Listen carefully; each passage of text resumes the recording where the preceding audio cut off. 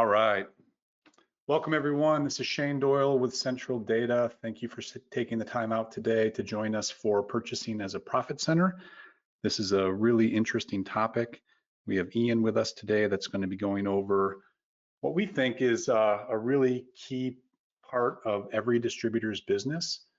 This has been called Advanced Inventory Management. Grant Howard has trained most of our staff on his methodologies in this, and it goes all the way back to Gordon Graham.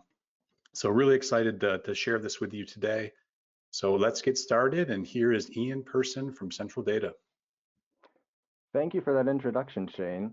Good afternoon, everyone, and thank you for joining us today. As Shane said, I'm Ian Person, a business consultant here at Central Data. Before coming to Central Data, I ran the purchasing department at a tire distribution company. Inventory management essentially boils down to how do we get enough of the right stuff in stock to keep our customers happy while avoiding having so much that our profitability suffers? And as we all know, this can be quite a delicate balancing act. When I ran the purchasing department in my past life, the running joke on our team was that being an inventory manager was like being a baseball umpire. If you do a great job, no one notices you. And if you make the smallest mistake, someone's yelling at you. So inventory's too low, the sales team's yelling at you. Inventory's too high, the CFO and the warehouse teams are yelling at you. On the flip side of the coin, having the right inventory can empower sales and customer service teams, reduce excess and obsolete inventory, and keep ownership happy, which I think we can all agree are positive things. There's no doubt that inventory management is difficult, but I have some good news. So the first piece is that Central Data has an amazing team of professionals with decades of real-world experience in purchasing specifically for distribution. Right off the top of my head, I can think of team members that we have in support, consulting, and at the executive level that would fit that description. So we don't only know this software, we've been in your shoes, and we're here to help you. The second piece of good news is that there are really powerful tools within standard CloudSuite functionality that can help you achieve your goal of just the right amount of inventory. So whether you need to adjust purchasing parameters for 10,000 products or 10 products, CloudSuite has you covered in just a few clicks.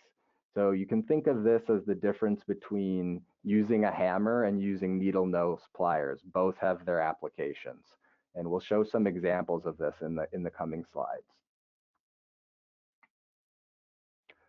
Let's talk a little bit about advanced data management. Purchasing parameters are based on a hierarchy system in CloudSuite, and this system allows you to be as broad or specific as you like with your purchasing policies. So as you can see here, you have the option to set parameters at the company, warehouse, vendor, product line, and item levels. So CloudSuite is going to start at the bottom of this hierarchy and work its way up. Let's take one item at one warehouse for an example. If there are no item-specific parameters for that item, CSD is going to move to the next level up in the hierarchy, which is product line, and check to see if there are any parameters set there. If there are no parameters set at product line, it's going to move up to the next level of the hierarchy, which is vendor, et cetera, all the way up until we get to company. So we recommend starting with company level parameters and then moving to lower levels in the hierarchy as business needs dictate. Let's see what this looks like within CloudSuite. Here's a screen in CloudSuite where we'd go to establish our company level replenishment settings. So if you're revamping your purchasing parameters, this is a really good place to start. Here we can set our parameters for ranking products, calculating usage, how we want to deal with lead time, and how exceptions are handled. And if you click into each one of these tabs, you realize that there really are a lot of decisions to be made here that kind of has a cascading effect onto the rest of the purchasing module, and it can be a little bit overwhelming. Luckily, we have expertise in all of these settings and how each of them can be used to achieve whatever your desired effect is. If you'd like help, please let us know. Please reach out to us. We're really happy to help. So while it would be great if we only needed to set parameters at the company level, I think we all kind of know that we probably need to get a little bit more specific from time to time. Let's talk about an example of when we may need to get more specific. Let's say we meet with one of our top vendors and they mentioned that they'll soon be taking one of their production lines down for maintenance, and this is going to affect 10 of our top selling items. So we trust this vendor and we decide we'd like to bump up our safety stock for those 10 items. One way that you could address this issue would be to create a new product line within CloudSuite, add those 10 items to it, and then add parameters specifically for those 10 items. Let's say we have safety stock set at a 7 days worth of supply at the company level, but for these 10 specific items, we want to bump our safety stock up to 14 days. This is the screen that you could go to make that change. And this is really where CloudSuite's hierarchy system pays off, because it allows for management by exception. We don't want to bump up safety stock for all the items within that vendor. We only want to add inventory for those 10 items that are going to be a problem. Another powerful tool that's used to balance customer service with profitability is hits-based ranking. Anytime a product shows up on an order or a warehouse transfer, it generates what's called a hit. So there are 5 ranks, A through E, with A being the most popular items that are sold every day, and E being dead inventory. And CloudSuite is set to run a utility on an ongoing basis that analyzes these hits and assigns a rank to each item in your inventory. So what are some of the benefits of having these ranks of A through E based on hits? The first is forecasting. So we can tell CloudSuite to look at different windows of time when forecasting for items in each rank. For instance, for an A-ranked item, something that's super popular to being sold every day, you may want to look at a shorter window. So let's say we want to look at a 2-month window for our A-ranked items. On the flip side, if you want to look at a D-ranked item, something that is approaching dead inventory, is not selling very frequently, you may need to widen that window out and look at a longer period of time. So you could set that to look at a 6-month window of time. The next benefit of hits-based ranking relates to smarter parameter maintenance. We have the ability to set different purchasing parameters for each rank. Your approach to A-ranked items will likely be different to your approach to D-ranked items, which we kind of already touched on. So as an example, maybe you're short on space in one of your branches and you're looking for ways to reduce inventory without affecting customer service. So you don't want to take inventory away from your top selling items, but you may consider lowering your safety stock on C, D, and E items for your less critical brands to free up some space. Another way that we can use hits-based ranking to our advantage is through smarter prioritization. So maybe your buyers are slammed with other projects this week and time is just really short. So you can run purchasing reports within CloudSuite to prioritize only showing A-ranked items. So if you're short on time, it makes the most sense to spend your time on items that your customers are buying most frequently, and CloudSuite gives you that functionality if you need it. Here's the screen in product replenishment setup where we can establish our ranks for items. You can see we've selected ranking type as hits. We want to calculate 5 ranks based on 12 months worth of sales history. And there are other options for ranking items within CSD, but hits is far and away the most popular. It's what we recommend because it prioritizes the items that are most important to your customers.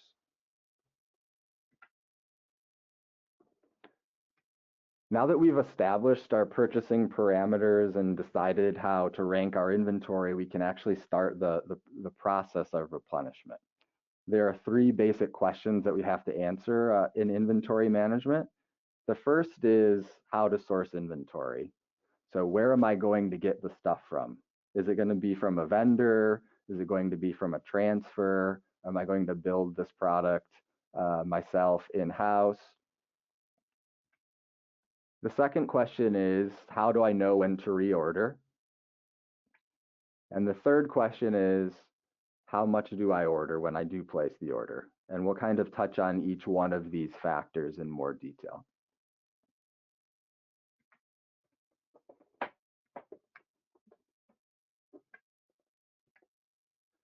How inventory is sourced is referred to as the authorized replenishment path, or for short, ARP, in CloudSuite, and it's set at the warehouse product level.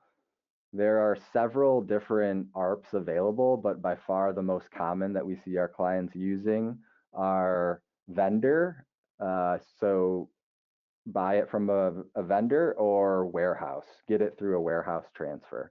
So if you have an ARP set to vendor, CloudSuite is going to suggest a purchase order in the buyer's control center for that item. If you have it set to warehouse, CloudSuite is going to suggest a transfer from another location in the warehouse transfer demand center. So we just want to highlight that CloudSuite has the ability to support all of these different options for how to replenish your locations.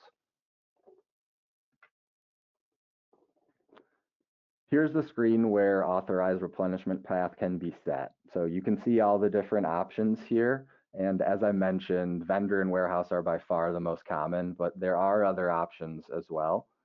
And having these set correctly is really critical to being successful in purchasing.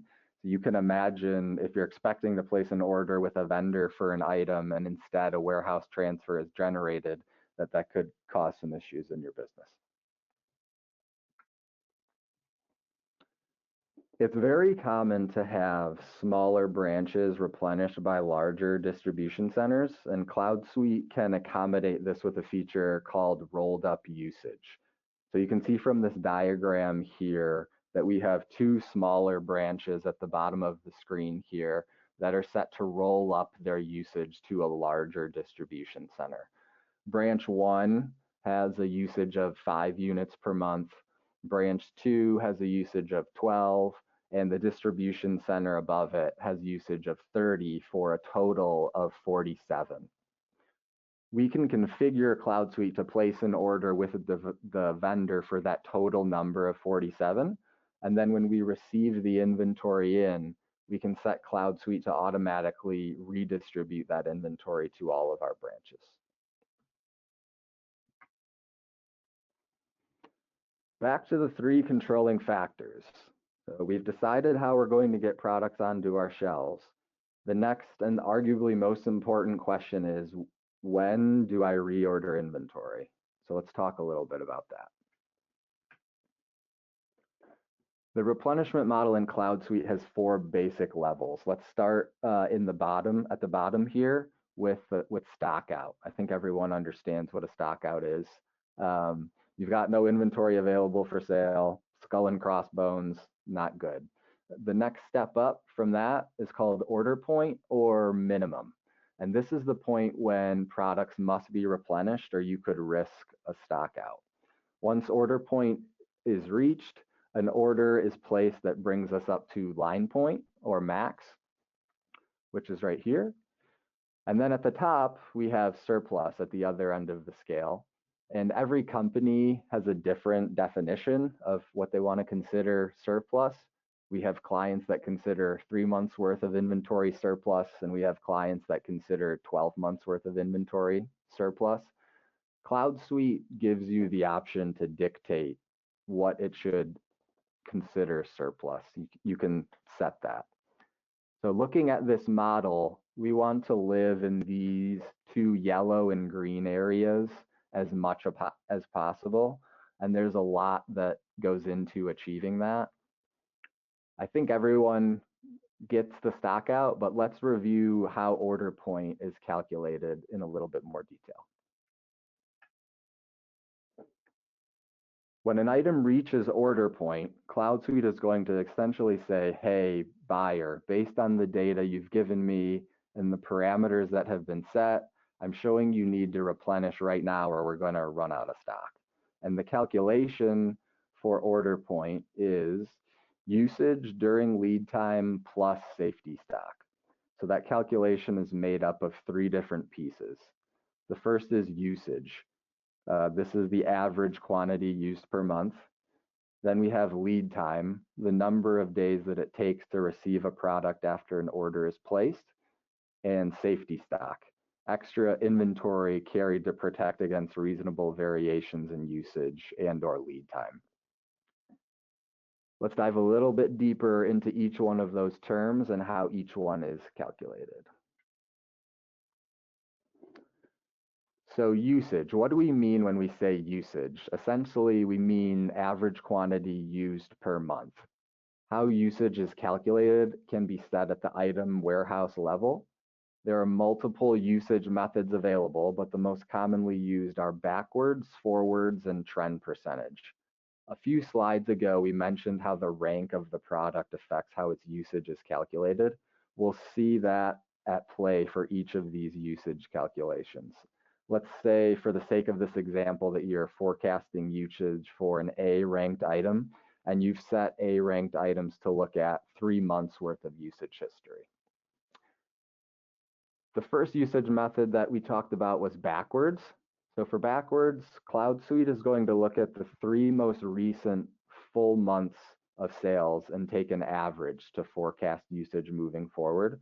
This method is good for new and non-seasonal products with consistent usage.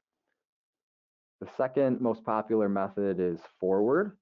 If this method is selected, CloudSuite will go backwards 12 months to the previous year and then look forward 3 months and calculate an average based on those 3 full months of usage.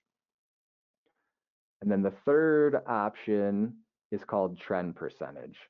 What trend is going to do is it analyzes 2 years of history for the items and calculates what it calls a trend. And for instance, an item that's growing in sales by 20% over the last 2 years would be assigned a trend value of 120. CloudSuite is then going to use that trend percentage to forecast usage moving forward. So if you select this method, it's possible to set minimum and maximum trend percentages at each level of the hierarchy that can kind of act as guardrails. For instance, you can tell CloudSuite, hey, I'm using trend, but I never want the trend to go below 50% for an item, and I never want it to go above 200% for an item.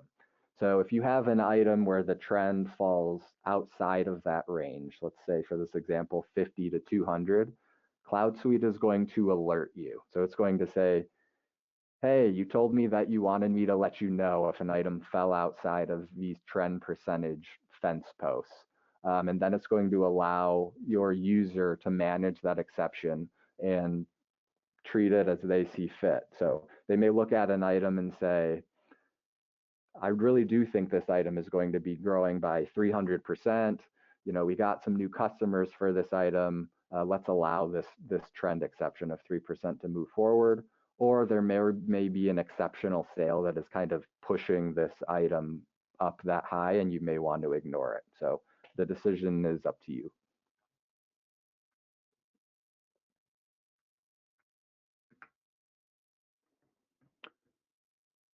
Here's the spot in CloudSuite where the usage method can be selected. When I was doing purchasing, our approach was generally to start new items at the backward method and then move them to trend percentage once we had enough sales history.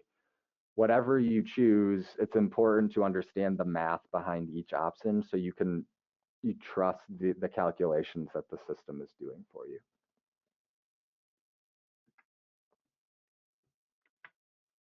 We defined usage and how it's calculated.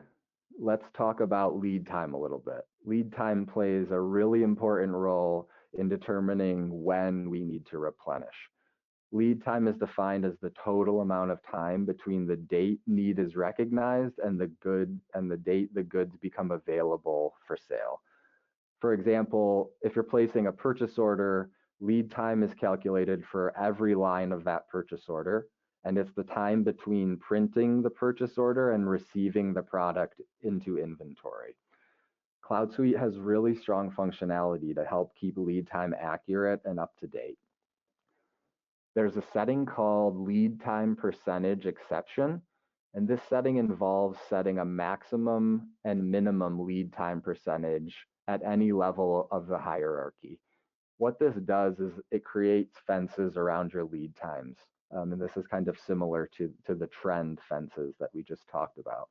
But let's say that your average lead time is 20 days for an item.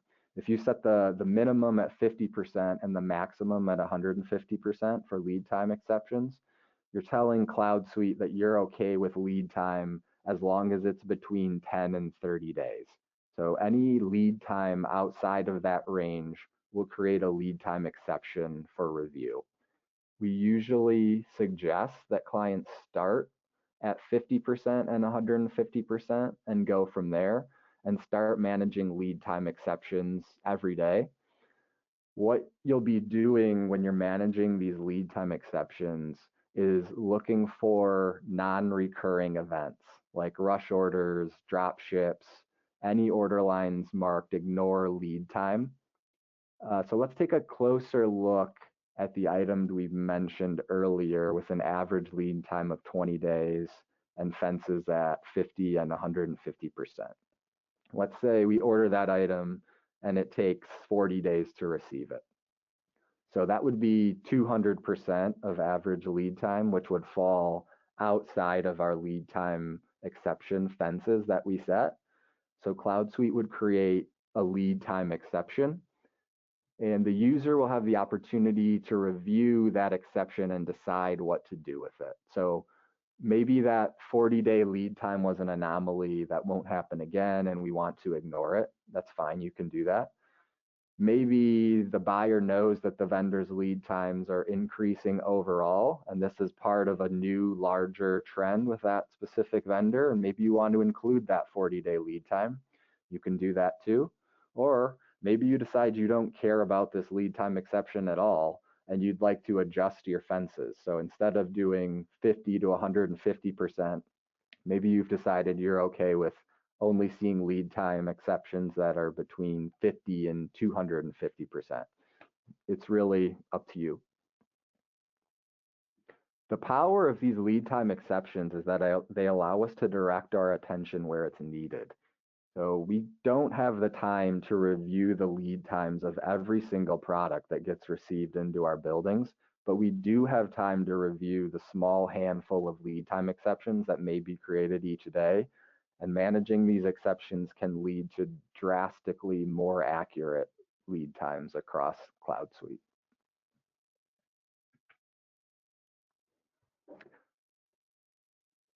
Let's talk a little bit about order point adjusters. Order point adjusters, we found, can have a significant impact to customer service levels. And let's touch on the three most common types of order point adjusters. The first is called a threshold or threshold minimum. The threshold minimum allows you to manually set the order point for a period of time. Let's say, for instance, that one of your top customers would like you to start stocking 4 units of a particular product that you've never sold before. So you have no sales history, you have no idea what to stock, but it's one of your top customers, so you feel like you should bring it in and give it a shot. One way to address that would be to set a threshold minimum, let's say of 4 units for the product, and you can set it for a certain number of months to test it out. When the threshold is going to expire, CloudSuite will create an alert to be reviewed, and at that time you can decide if the trial was successful or not. So maybe the product took off and that customer started buying it, but also you had 10 other customers that started buying it. You want to stock more. CloudSuite will allow the order point to raise above that 4, but for that 3-month trial period, it will never go below 4 units. So this is a useful tool. Another order point adjuster that is powerful is called average sales quantity, or ASQ. ASQ looks at the total usage for a defined period and divides it by the total hits for that same period. And then it determines an average sales quantity and will suggest that you order in multiples of that quantity. For instance, in the tire industry, we are almost always buying and selling in quantities of 4. Having 3 tires is not very helpful to anybody. So we use ASQ a lot to help us kind of round our purchasing decisions into units of 4 at a time. And the third order point adjuster is called 5 high. What 5 high does is it takes an average of the 5 largest sales over a defined period, and then it throws out the largest value. And this can be helpful for slower moving items where a customer may come in 3 or 4 times a year and buy 100 at a time. So if you strictly just took an average usage, you may get an average sales quantity of 100, but your average usage it would be 50. So if you had 50 in stock, you're going to disappoint that customer that's coming in 3 or 4 times a year and looking to buy 100. 5 high will help you stock those 100 units. Let's look at an actual example of how order point is calculated for a product. And let's assume usage is 100 units per month. Lead time is 28 days. Safety stock is set at 14 days of inventory. And let's remember that order point is usage during lead time plus safety stock. We're selling 100 units a month. Our lead time is 28. So usage during lead time is 100 units. That's the first piece of the equation. Our safety stock is set to 14 days of supply, or half a month, and we're selling 100 units per month. So safety stock would be 50. So that leads us to an order point of 100 plus 50, or 150. We covered how we're going to get the product and when to order it. Now we need to decide how much to order. This part of the equation has a large effect on profitability. So if we buy too much, we could be left with a lot of excess, and no one wants cash tied up in inventory that isn't turning. If we buy too little, we could face a stock out. There's also another profitability killer that isn't talked about as much, which is cost to purchase. Every time a buyer cuts a purchase order, a warehouse transfer, there's a cost associated with doing that. There's labor involved with your buyer reviewing and placing the PO or warehouse transfer. There's cost associated with the warehouse team receiving and storing the product. And there's cost associated with your AP teams paying the invoice for it. So we'll talk a little more about ways that we can minimize all of these costs a little bit later. Let's take another look at the replenishment model. We know what a stockout is. We've covered how to calculate the order point and how we got 150 in our example. Let's take a look at the next one up here, which is line point or maximum. And the calculation for line point is order point plus usage during review cycle.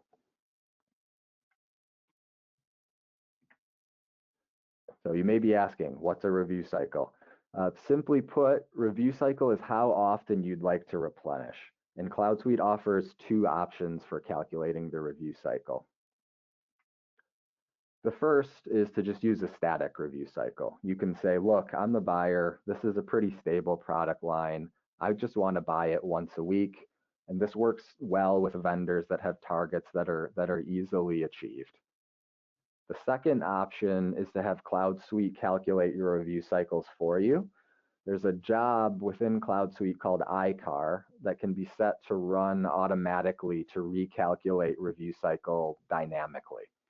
If your vendor's minimum order requirement is $10,000 and you're selling $10,000 a month, iCar is going to suggest that your order cycle be 1 month. If you start selling $40,000 a month and you have that same $10,000 minimum order requirement, iCar is going to suggest a 1-week review cycle. So you have the option when you run this utility, whether you want it to just go in and update your review cycles for you automatically, or if you simply want it to calculate the review cycles and report it to you and then let you make a decision on your review cycles. Let's go back to the item in our initial example and calculate the line point. Remember that line point is order point plus usage during review cycle. We already calculated our order point of 150. Let's assume the review cycle is 7 days and we're selling that same 100 units a month. That gives us usage during review cycle, of 25. So we get a line point of 150, which is our order point, plus 25, which is our usage during the review cycle, for a total of 175. One of the most powerful features within CloudSuite for maximizing profitability with purchasing is called EOQ, or economic order quantity. It's a feature that we highly recommend for most clients. The EOQ formula identifies the order quantity that delivers the lowest total cost, therefore maximizing profitability. I touched on this a little bit earlier, but carrying cost is not the only cost associated with bringing inventory into your buildings. There are also costs with buyers reviewing and placing orders, warehouse personnel unloading and storing the product, and AP teams paying the invoices and doing the paperwork. And what EOQ is going to do is it will suggest an order quantity that minimizes all of these costs.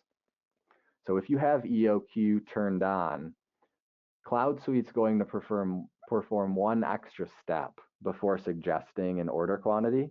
When you get to order point, instead of simply ordering back up to line point, the EOQ formula is going to run in the background. If the EOQ is higher than line point, it will suggest that you buy that EOQ quantity. So the formula for EOQ has a square root. It looks really fancy, but I heard an explanation once that really helped me out. So Kelley Blue Book has a feature on their website called 5-year cost to own.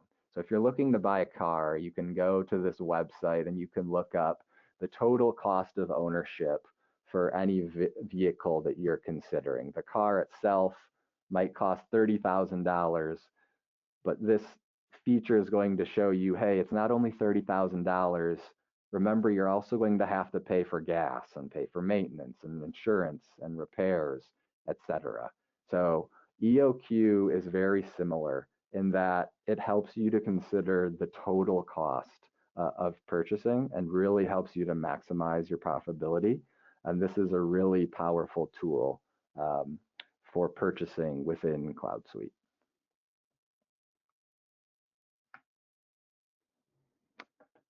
So to review, CloudSuite is a best-in-class solution for purchasing for distribution.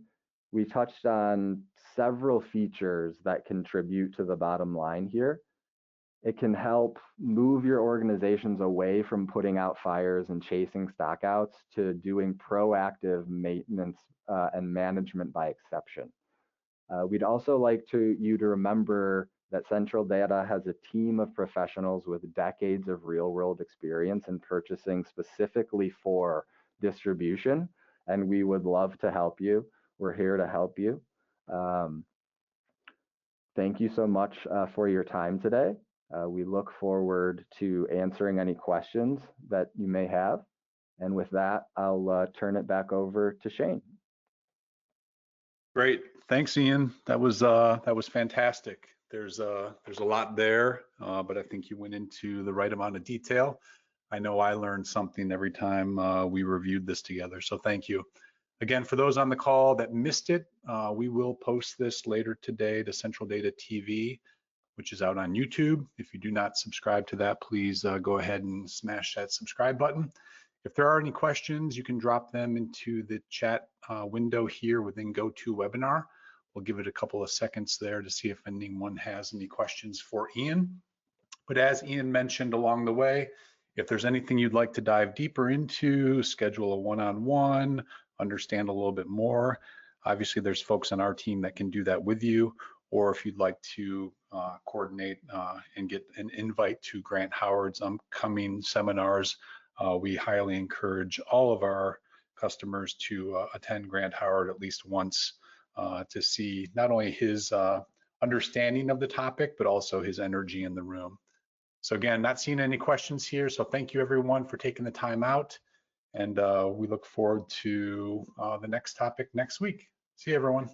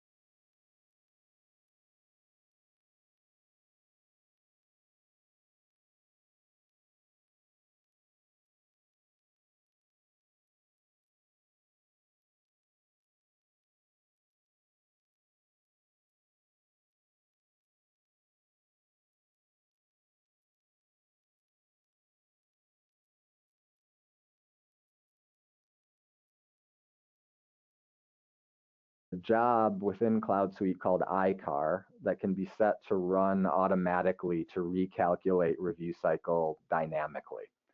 If your vendor's minimum order requirement is $10,000 and you're selling $10,000 a month, iCar is going to suggest that your order cycle be 1 month. If you start selling $40,000 a month and you have that same $10,000 minimum order requirement, iCar is going to suggest a 1-week review cycle. So you have the option when you run this utility, whether you want it to just go in and update your review cycles for you automatically, or if you simply want it to calculate the review cycles and report it to you and then let you make a decision on your review cycles. Let's go back to the item in our initial example and calculate the line point. Remember that line point is order point plus usage during review cycle. We already calculated our order point of 150. Let's assume the review cycle is 7 days and we're selling that same 100 units a month. That gives us usage during review cycle, of 25. So we get a line point of 150, which is our order point, plus 25, which is our usage during the review cycle, for a total of 175. One of the most powerful features within CloudSuite for maximizing profitability with purchasing is called EOQ, or economic order quantity. It's a feature that we highly recommend for most clients. The EOQ formula identifies the order quantity that delivers the lowest total cost, therefore maximizing profitability. I touched on this a little bit earlier, but carrying cost is not the only cost associated with bringing inventory into your buildings. There are also costs with buyers reviewing and placing orders, warehouse personnel unloading and storing the product, and AP teams paying the invoices and doing the paperwork. And what EOQ is going to do is it will suggest an order quantity that minimizes all of these costs. So if you have EOQ turned on, CloudSuite's going to perform one extra step before suggesting an order quantity.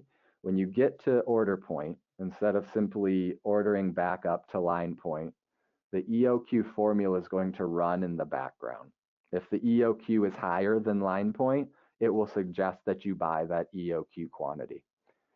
So the formula for EOQ has a square root. It looks really fancy, but I heard an explanation once that really helped me out. So Kelley Blue Book has a feature on their website called 5-year cost to own. So if you're looking to buy a car, you can go to this website and you can look up the total cost of ownership for any vehicle that you're considering. The car itself might cost $30,000, but this feature is going to show you, hey, it's not only $30,000. Remember, you're also going to have to pay for gas and pay for maintenance and insurance and repairs, etc.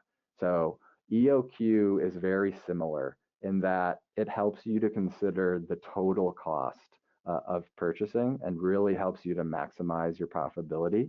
And this is a really powerful tool for purchasing within CloudSuite.